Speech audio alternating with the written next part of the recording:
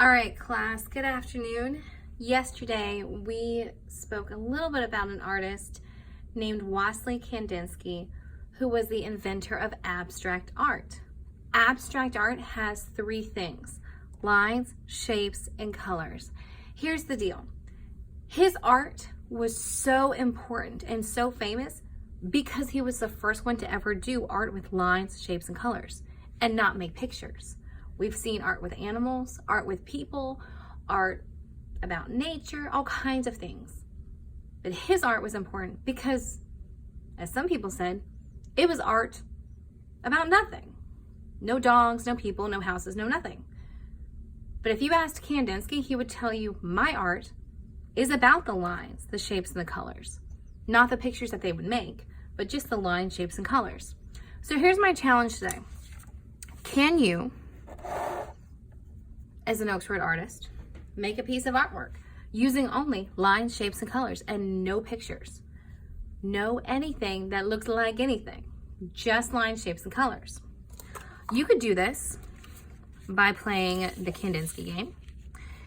For example, I could roll with my hand on top, shake it once, and roll a shape. Maybe, let's see, I rolled a 4, I'll roll again, I rolled a 1. So I'm getting this shape that almost looks like a wavy fish. Doesn't have to be perfect. Let me try again. Here's a 2 and a 1. So the triangle, I'll make that one small. You can always change the size of things. So maybe I want to use some of Kandinsky shapes in my work. Or, sorry about that. Or I just want to choose, instead of rolling the dice, maybe I really like squares.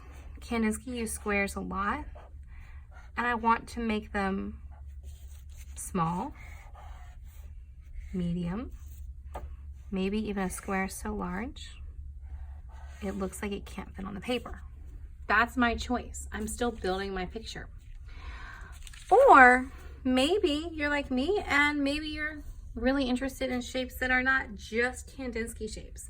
Maybe you're interested in shapes that we see a lot of times in math class. Maybe they're circles, a heart, triangle, star. These are stencils. I could add these to my work by tracing them. Maybe I want to make a circle and I could overlap. Overlap means to put on top. This is how I build a picture.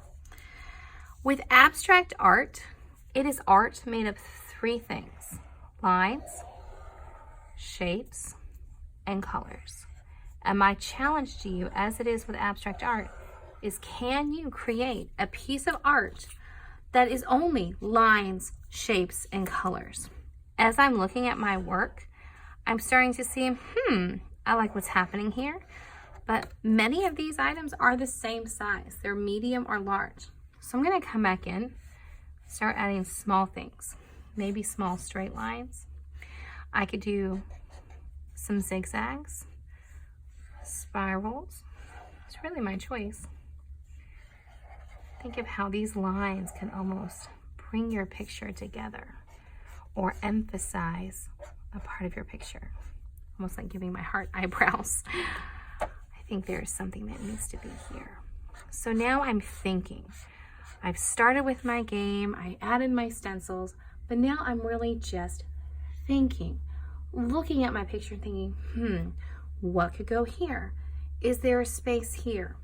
Could I overlap a line? Maybe I want more than one. But some of you may ask, Mrs. York, you're using a black marker.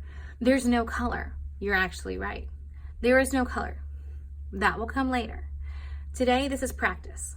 So today, I want you to practice building your own abstract art, whether it's rolling the dice, choosing stencils, or designing your own from these shapes. You could do all three. I did.